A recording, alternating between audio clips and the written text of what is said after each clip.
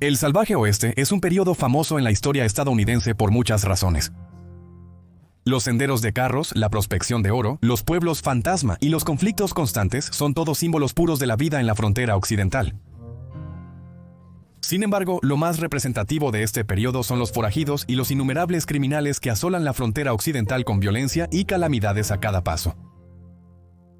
En su mayor parte, ningún carro, caravana, tren ni jinete estaba seguro en las abiertas e indomables tierras del oeste americano, a menudo debido al alto riesgo de encontrarse con ladrones de ganado, bandidos y otros astutos forajidos que reclamaban su fama, o más bien infamia, en las vistas de la frontera.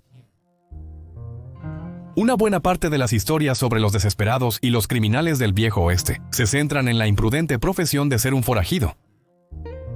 Aunque tiene sentido en cuanto a la cultura y el estilo de vida de la expansión hacia el oeste en el siglo XIX, sigue siendo sorprendente cuántos hombres y mujeres abandonaron las tendencias legales para retirarse a la tierra de los forajidos. En un esfuerzo por profundizar en las vidas de los criminales del viejo oeste y los orígenes de sus fechorías, aquí está el siguiente video en una serie que detalla a los infames hombres y mujeres del salvaje oeste que actuaron como forajidos en la época dorada de la escoria y la villanía en la frontera occidental. Presentando a Haske Bene Natal, mejor conocido como el Apache Git.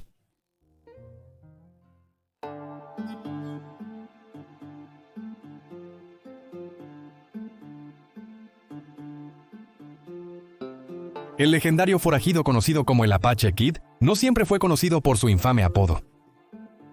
Primero nació bajo el nombre de Haske Bene Natal, otorgado por su tribu Apache alrededor de los primeros 1860. Se cree que el niño nació en el cañón Arabaipa, a solo unos 25 millas al sur de la Reserva India Apache de San Carlos y cerca del arroyo que los nativos locales llamaban Pequeña Agua Corriente. Aquí fue criado dentro de su banda de los pueblos Apache Arabaipa, una comunidad dentro de los Apache de San Carlos, que a su vez es un subgrupo de los Apache occidentales en su conjunto. Algunos historiadores creen que el niño era de ascendencia Apache de la Montaña Blanca, pero esto sigue siendo controvertido. Lo que se sabe, sin lugar a dudas, es la introducción del niño Apache a la vida como explorador para el ejército de los Estados Unidos. Su servicio llegó de manos de Clay Buford, jefe de policía de la Reserva India Apache de San Carlos, donde el niño deambulaba siendo un joven. Buford, un antiguo soldado confederado y sargento del 5º Regimiento de Caballería de los Estados Unidos en las Guerras Indias Americanas, tenía un mejor entendimiento del dialecto apache local que cualquiera de sus superiores, pares o demás. El comandante había liderado innumerables recorridos por Apacheria con exploradores que solo hablaban su lengua nativa y aprendió una o dos cosas durante estas misiones. Sin embargo, el recorrido que conectó a Buford con el chico no fue solo una oportunidad para que el sargento trabajara en su dialecto atabascán. Durante una emboscada liderada por Buford en el asentamiento Erev Vipa, reunido por el hombre conocido como Toga de Shoes. Toga de Shoes era un guerrero muy respetado y exmiembro de la banda Apache supervisada por su notable líder, el jefe Capitán Chiquito. El gobierno de los Estados Unidos etiquetó a este subgrupo como la Banda San Ignacio de Apache, convirtiéndose en un objetivo principal de los esfuerzos militares para empujar a los grupos nativos del suroeste hacia sus reservas. El niño Apache vivía con Togo de Shoes y su familia. Los académicos difieren en su relación exacta con el guerrero. Algunas fuentes afirman que él era el hijo del hombre, mientras que otras creen que Togo era demasiado viejo para ser el padre del niño, y en cambio era su abuelo. Todo el calvario explica el argumento de décadas centrado en la identidad exacta del niño Apache y su herencia tribal. Y todo se deriva de las acciones de Buford ese día, ya que él y su equipo de expedición regresaron a su puesto de avanzada esa semana no solo con Toge de Shoes como su prisionero, sino también con toda su familia. Esto incluía al niño, que ni siquiera era adolescente en ese momento. A pesar de ser secuestrado por la facción de soldados del viejo oeste, se informa que el niño Apache se encariñó con Buford y lo siguió por la reserva de San Carlos. El sargento corpulento de Virginia tampoco era tan tímido con el joven y finalmente lo tomó bajo su ala. La leyenda cuenta que los primeros pasos del niño Apache para convertirse en un verdadero tirador del viejo oeste ocurrieron en un corral de San Carlos. Se dice que un día salió el sol y Buford le lanzó al niño unas cuantas balas y un carabina fuera de rotación. Con un arma de fuego y munición a cuestas, enviaron al niño a un corral para practicar tiro al blanco y su diana. Trozos de carne de agencia sin usar. Si la caza hubiera sido escasa, quizás el niño apache no se habría convertido en el renombrado tirador conocido en toda la frontera. El destino probablemente lo habría llevado por el camino de los pistoleros de todos modos, considerando su estrecha relación con otro fronterizo y ranchero del suroeste, Joe Stevens. Stevens era hijo de George Stevens, un granjero y comerciante del territorio de Arizona que se casó con la hija de un jefe de guerra apache.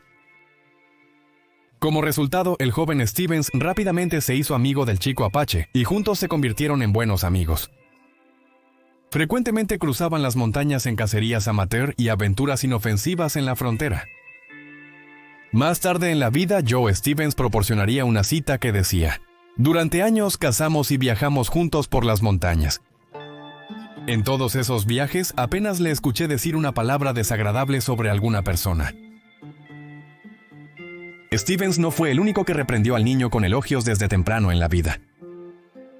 Toda la comunidad de la actual Globe, Arizona, un nuevo asentamiento de minería de plata ubicado en la Reserva San Carlos, se encariñó con el niño llamado Haske Bennett Natal. Por supuesto, los colonos blancos en el área no se molestaron en pronunciar su nombre y recurrieron a usar su ahora legendario apodo, el Niño Apache. Muchos habitantes del pueblo lo recordaban como un joven inteligente, amable y guapo. Dicen que su inglés era tan bueno como el de cualquier minero o vaquero angloparlante en todo el territorio de Nuevo México. Durante unos 5 años, el Apache Kid ayudó a cuidar el ganado para los rancheros locales en Globe y trabajó como aprendiz para el carnicero del pueblo. En 1881 se familiarizó con el jefe germano-americano de exploradores para el ejército de los Estados Unidos, Al Siever, quien cambiaría para siempre la dirección de la vida del chico. Siever y su colega Clay Buford se sentían como figuras paternas para el Apache Kid. Lo tomó bajo su ala y reclutó al Kid para ser su asistente de mano derecha, una posición de todoterreno que irritó a algunos de los otros exploradores. Uno de esos exploradores descontentos no era otro que el famoso forajido él mismo, Tom Horn. A Horn le gustaba referirse al Kid como el indio mascota de Siever, pero el chico demostraría ser mucho más que un simple ordenanza. Tras ganarse la confianza de Siever y sus exploradores, el Apache Kid se convirtió en explorador. Sus habilidades lingüísticas y su agudo ojo demostraron ser invaluables para el ejército de los Estados Unidos, dedicado a frustrar las incursiones hostiles de los apaches en San Carlos y los asentamientos circundantes. Cuando el famoso jefe Apache Jerónimo escapó de su encarcelamiento en San Carlos en el otoño de 1881, el Kid se unió a Siever y compañía en su cacería humana a través de los territorios del suroeste y hasta México. En el verano de 1882, el Apache Kid participó en varias misiones de reconocimiento y escaramuzas a lo largo de la frontera con México, antes de finalmente ayudar a los Tercero y Sexto Caballerías a reclamar la victoria en la batalla de Big Dry Wash el 17 de julio. Estos logros fueron tan frecuentes en sus primeros 2 años de servicio, que Kid fue recompensado con un ascenso a sargento entre sus filas de compañeros exploradores.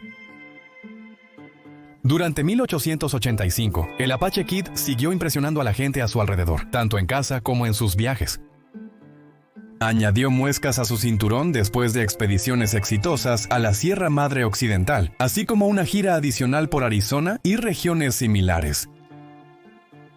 Quizás el recuerdo más específico para articular el genio del niño como explorador provino de una historia publicada en el Los Angeles Times. Un escritor para el notable periódico esperó aguas del suroeste para ponerse al día con los caballeros alistados junto al niño Apache. Según el soldado, las tropas estaban recientemente recorriendo las altas llanuras, cuando un grupo de hostiles se acercaba profundamente en el horizonte. A pesar de aparecer como nada más que puntos ambiguos en la distancia, el niño Apache se volvió hacia el soldado en cuestión y declaró no solo cuántos jinetes y monturas había, sino cuántos eran blancos y cuántos eran nativos. Esta información se basó solo en la comprensión del niño sobre montar a caballo.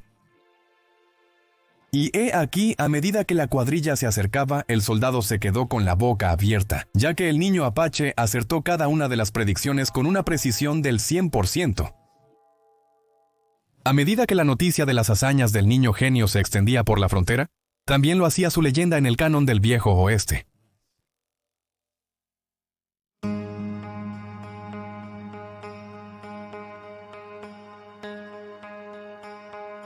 La transformación del niño apache de prodigio explorador a forajido endurecido comenzó en mayo de 1887, después de que un desastre natural azotara el suroeste de América. Apenas 3 días después de comenzar el mes, un intenso terremoto golpeó la reserva de San Carlos y se llevó consigo más de 50 víctimas. Las bandas apache en la región percibieron el terremoto como un mal presagio. Oraron a su deidad suprema, los chamanes golpeando los tambores ceremoniales y recitando cantos las 24 horas rezando por la paz para calmar las tierras tribales.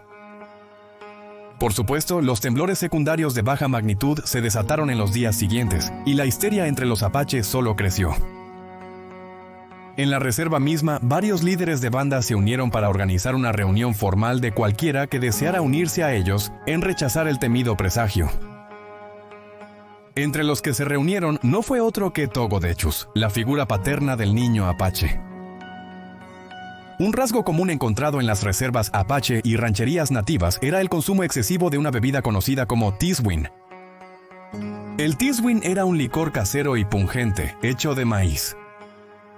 Los colonos blancos no se acercarían a él, y mucho menos lo beberían, pero para los apaches era el único espíritu que les gustaba, y cuando bebían, bebían bien.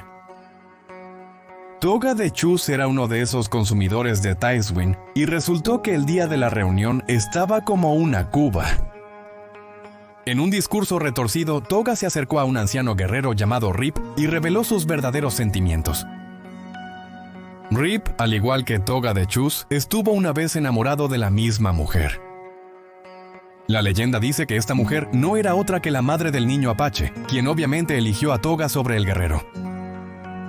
Rip estaba furioso hasta el día de hoy, y a menudo tenía discusiones con la familia del niño.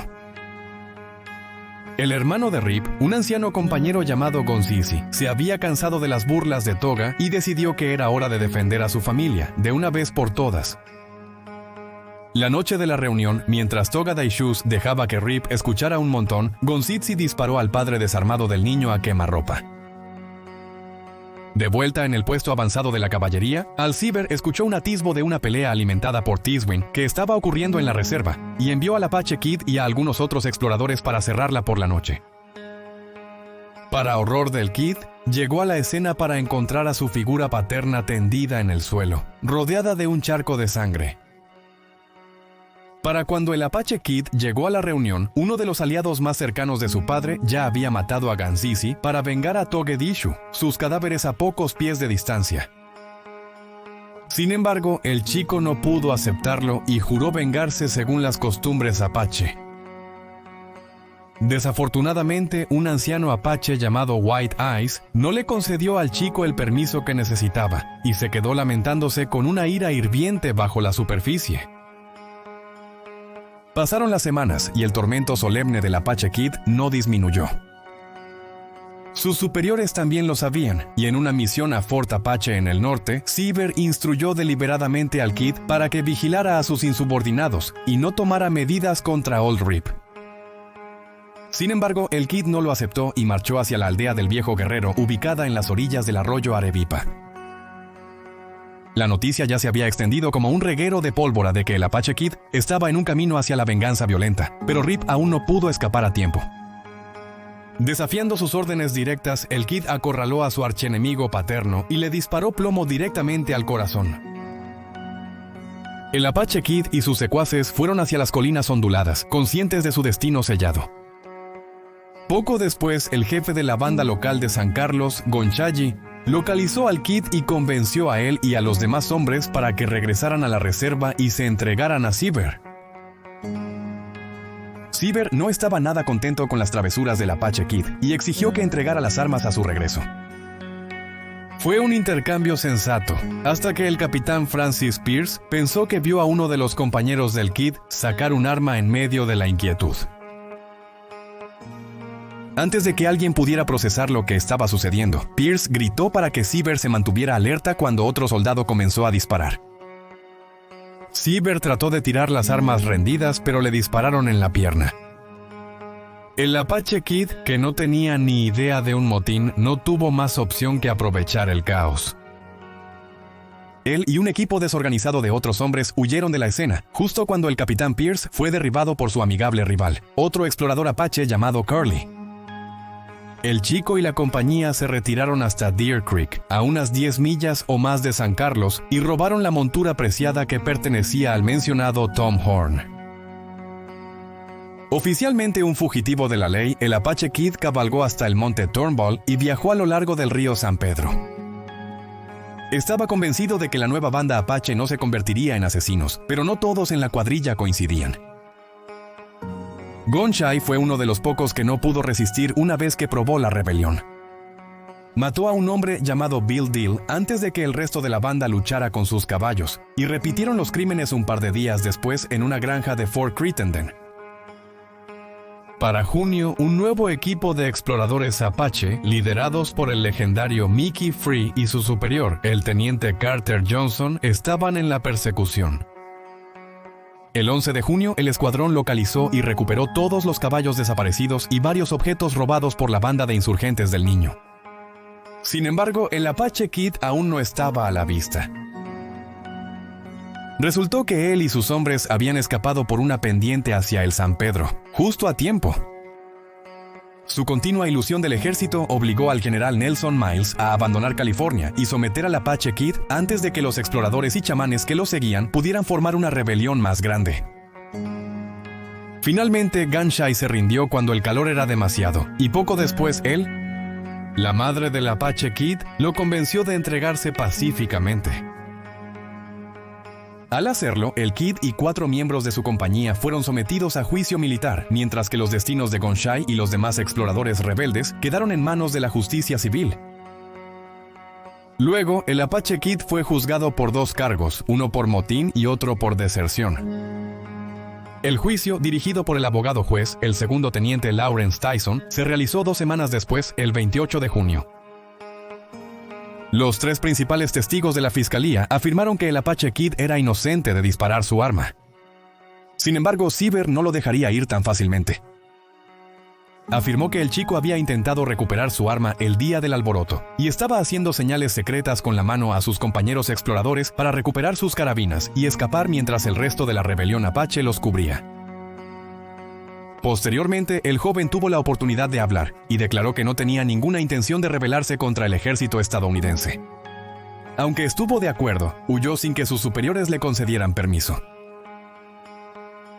El chico también admitió ser culpable del asesinato de Rip, quien había matado a su padre.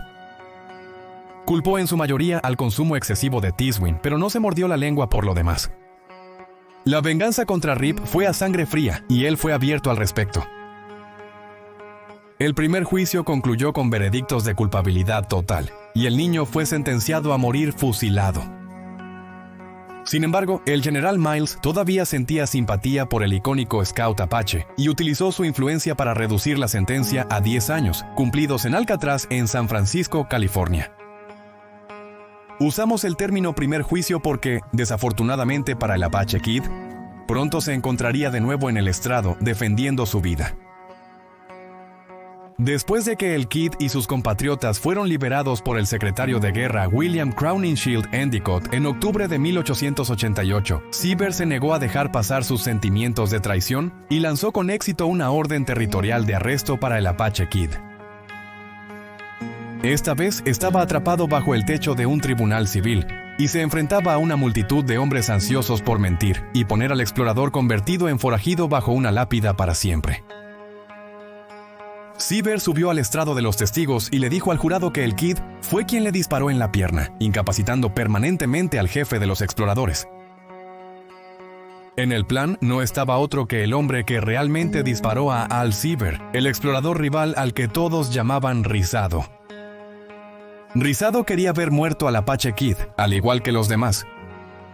Se rumorea que intentó cortejar a la esposa del chico, al igual que Rip había fallado en cortejar a la madre del chico 30 años antes. Tanto la defensa como la fiscalía también fallaron en llamar al testigo que podría haber salvado la piel del chico. Un herrero llamado R. Helger. El herrero había visto a Curly disparar a Siever en la pierna con sus propios ojos, pero por desgracia su verdad se fue con él a la tumba. Mientras tanto, el chico apache fue condenado por intento de asesinato contra Al Siever y sentenciado a 7 años de prisión. Él y algunos otros que sufrieron el mismo destino fueron enviados primero a una pequeña celda de prisión en Globe, Arizona, antes de ser redirigidos a la prisión territorial de Yuma. Yuma era un centro de encarcelamiento en ruinas y peligroso, incluso cuando se considera la prisión promedio en el salvaje oeste. Los reclusos eran viles, las condiciones rozaban la línea de lo inhumano, y el ambiente general olía como un limbo entre la tierra y el infierno. El chico y sus compañeros de prisión sabían que esto era cierto, y no serían enviados a 7 años de pura miseria sin luchar. El 2 de noviembre de 1889, durante la travesía de Globe a territorio de Yuma, los 9 prisioneros en remolque se rebelaron contra sus escoltas. Un sheriff Glenn Reynolds, su ayudante William Holmes y su conductor Eugene Middleton. Middleton, a pesar de recibir un balazo en la cabeza, sobrevivió. Sin embargo, sus escoltas de la ley no tuvieron tanta suerte. El infame explorador Apache Paz Lautau disparó al sheriff hasta matarlo, y Holmes murió de un paro cardíaco antes de que una sola bala pudiera alojarse en su cuerpo. Según Middleton, solo se salvó de las manos del niño Apache debido a su amabilidad al ofrecerle un cigarrillo al convicto inocente. Una vez más, el chico hizo una gran escapada sin cometer asesinato, y nunca más se supo de él. Los 8 fugitivos restantes finalmente fueron rastreados en las secuelas. Por supuesto, de vuelta en San Carlos, Siever no se sorprendió por el desarrollo. Al final, aceptó que el karma había hecho su trabajo. Ordenó a 20 exploradores organizar una cacería humana para el niño, pero los demás sabían que era inútil. Sin embargo, soldados, cazadores de recompensas, agentes de la ley y vigilantes armados completaron sus actos de inutilidad, buscando al niño Apache por los territorios del suroeste durante los siguientes 40 años. La primera recompensa por su captura fue de $500, una recompensa por muerto o vivo que aumentó a 10 veces la cantidad original. La búsqueda del niño Apache se intensificó, junto con los rumores de sus supuestos encuentros peligrosos en la frontera. En mayo de 1890, insurgentes Apache atacaron a un escuadrón de tropas mexicanas, y uno de los guerreros Apache asesinados se encontró con el icónico reloj de oro y la confiable pistola, pertenecientes al sheriff Glenn Reynolds en su persona. Aunque se creía que el guerrero era el niño Apache, otros dudaban, ya que este forajido era mucho mayor de lo que el niño habría sido en ese momento. Solo alimentó los rumores de posibles avistamientos tanto en México como en los áridos desiertos de Arizona. Varios eventos atribuidos al ahora endurecido forajido niño Apache fueron las innumerables matanzas de vaqueros y menores a lo largo de la Sierra Madre, así como una serie de secuestros de mujeres adultas en la reserva de San Carlos a finales de los años 90 del siglo XIX. El rumor surgió tras la deportación de la esposa del niño Apache. La gente en la reserva creía que el niño volvió y se turnaba secuestrando a mujeres Apache para encontrar una pretendiente para su próxima esposa, y cuando los secuestros se detuvieron abruptamente, muchos supusieron que se había hecho una pareja. Con los avistamientos sin confirmar y los delitos, surgieron muchas historias exageradas sobre la muerte del niño Apache. Su amigo de la infancia Joe Stevens creía que el niño murió por intoxicación de alcohol en las colinas escarpadas, una teoría respaldada por Tom Horn. El coronel mexicano Emilio Kostralitsky afirmó que el niño Apache había comenzado una nueva vida entre una banda de nativos tarahumaras que vivían en la Sierra Madre Occidental. El autor del Viejo Oeste, Ben Camp, creía que el niño había sido asesinado por su mano derecha de 17 años, Billy King, quien se decía que había conservado la cabeza cortada del forajido Apache en Cloruro de Nuevo México, 1907. Estos testimonios persistieron hasta los años 20.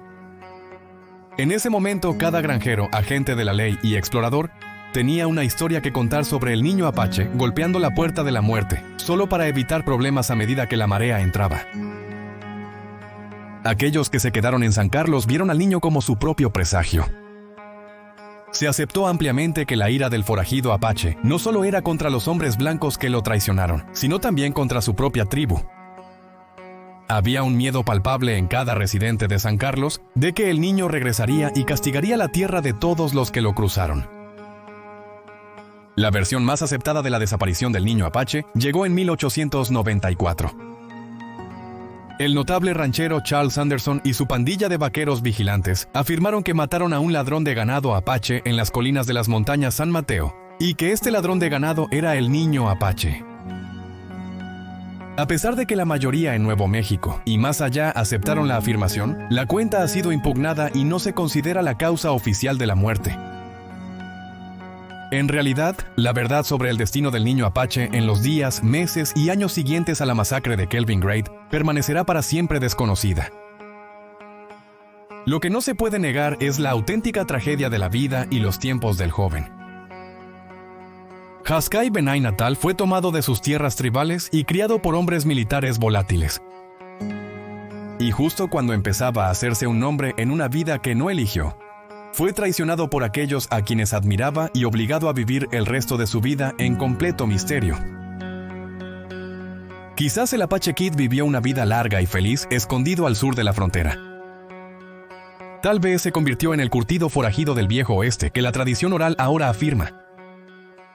Pero independientemente, su mitología permanecerá para siempre como un fascinante misterio fronterizo, así como un duro recordatorio de la brutalidad y la naturaleza implacable de la vida en el salvaje oeste.